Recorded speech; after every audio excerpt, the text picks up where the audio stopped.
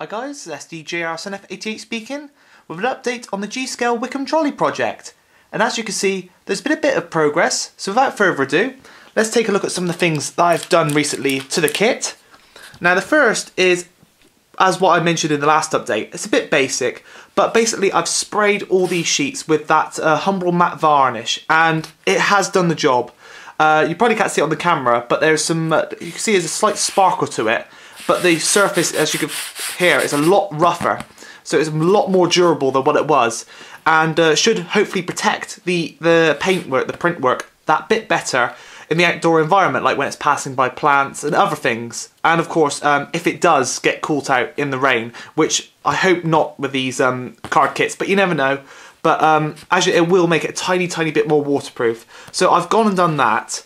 But as you can see here, this is where all the main progress has been happening, and I have started to construct the main body. Now this is the first page of the instructions, and I believe a bit of the second, but this is actually building up the main frame for the Wickham.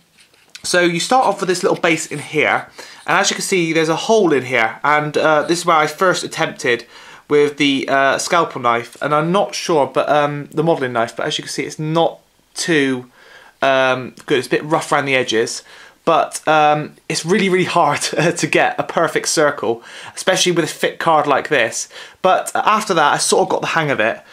With straight edges I started using scissors, but I found that the scissors would sometimes ply the card away, so I went for the scalpel and ruler sort of way of doing it, and it makes the finish a lot better. And after a bit of practice, I started getting the hang of it, and bits started coming out of the sheets really easily. Now it's simple, just a simple sort of gluing these sections together. That hole there I believe is for the motor mount, so when we get round to putting the chassis on it, the motor will slot up through there, so that won't be seen anyway.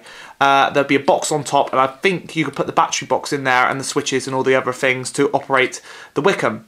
As you can see here, this is a side panel, this is a skirt, this will cover where the drive wheels are to.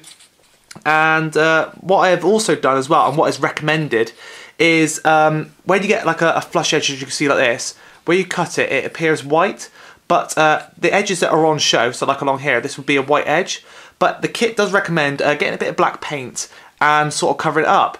But what I've done here is I've got a permanent marker, and it really has done the trick. I've just got the permanent marker, run it along the edge, and it does make the edges look that much more, well, more realistic, and you know, it gets rid of that horrible sort of white card effect.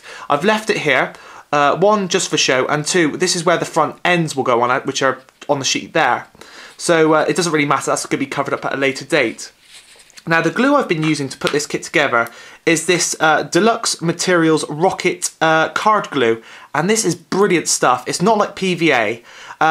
Well, when it first comes out of the tube, it's very fine, and it's almost like a PVA, but you put it on card and it goes very tacky, and it gives you about a minute to move everything around, and then after that it dries like super glue. It really is a rock hard finish, so I highly recommend it. It's not cheap stuff. As you can see, this bottle was $5.70, but you only need a little tiny dollop of it, and it is perfect for Metcalf kits, and of course these kits here. It really is really good stuff, so I highly recommend that. Another thing that I've been doing with this kit is I've sort of progressing on, now that that section's done, you sort of move on to another section of the kit, which is of course preparing the front ends, and this is as far as I've got so far. But I've started cutting out these windows. Now these windows are from the front panels, so these are the panels that will be seen on the front and on the rear, and then we've got the inside of these panels here, and in between them you put the little bit of glazing which is in the pack over there.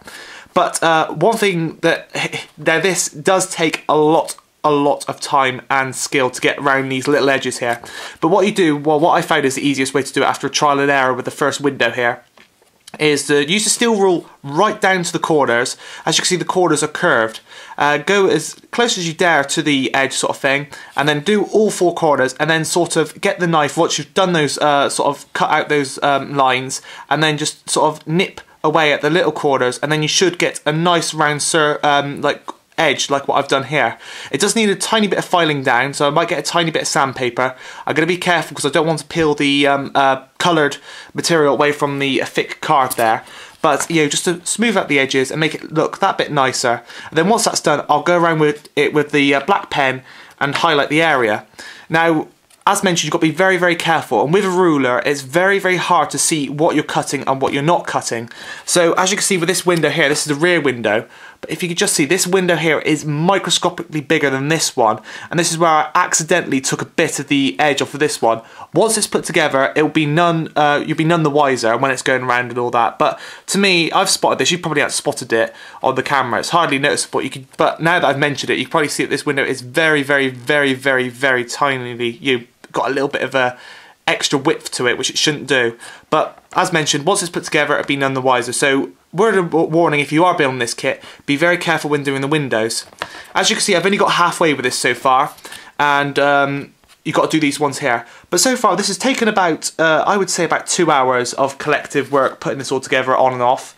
And so far it's going together nicely, and I suppose the next thing to do is to continue with these windows and build the up the front and rear. And then once that's done, from what I could gather in the instructions, it's just a real sort of just putting the sides of the body together. So putting the sides on, putting the roof on, and then basically that's practically it for the main body.